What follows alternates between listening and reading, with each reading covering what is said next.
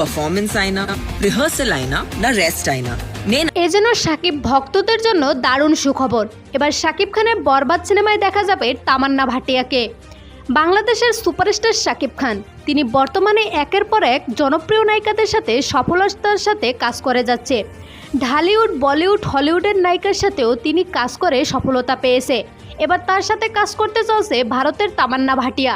সম্প্রতি শাকিব খানের upcoming cinema হতে চলছে বরবাদ, আর এটা শাকিব খানের জীবনের সবথেকে বড় বাজেটের সিনেমাও হতে চলছে। এতে শাকিবের বিপরীতে অভিনয় করবে কলকাতার ইদিকা পাল।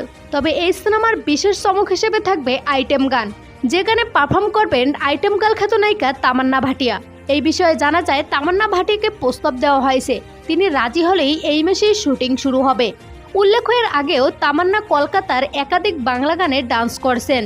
সো ভিউয়ার্স, কেমন হবে যদি তামান্না ভাটিয়া শাকিবের বিপরীতে কাজ করে? জানিয়ে দিন কমেন্ট করে।